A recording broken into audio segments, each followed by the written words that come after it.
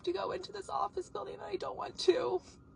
So we have been spiraling, candidly, about this pregnancy. It is unplanned, and we have built our life financially around having 2 kids. That being said, like, the economy is so tough right now. Everything is more and more expensive, like, every single day.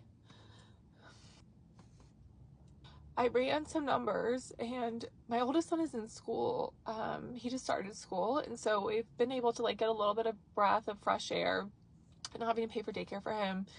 That being said, his after school care is still like almost $200 a week, and we've tried to allocate some money weekly, like the difference from what daycare was, to start saving for college for him. But I did the math and I was like, if we're able to save the difference, we'll be able to pay for probably a good chunk of his college, which I really want. I graduated with student loans. It was tough, and like my student loans were still not even as bad as like most people out there. Younger son's still in daycare.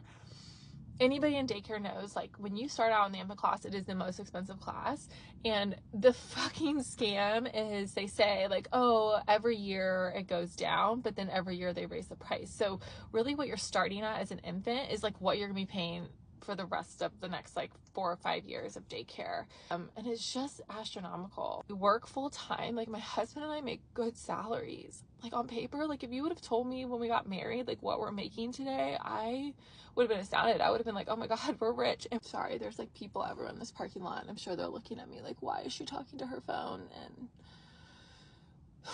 2024, and it's the end of the year, and I don't know about you, but being in corporate America, all you hear about is budget cuts, and next year's gonna be tight, and this and that, and it's across the board. Everyone's feeling it. Even if I did get a title promotion, like, it's gonna come with like $5,000, which we all know after taxes and everything else, like, it gets whittled down, and it's not that much of a difference in your paycheck. Just my thoughts for today. I have to go into this office building and I don't want to.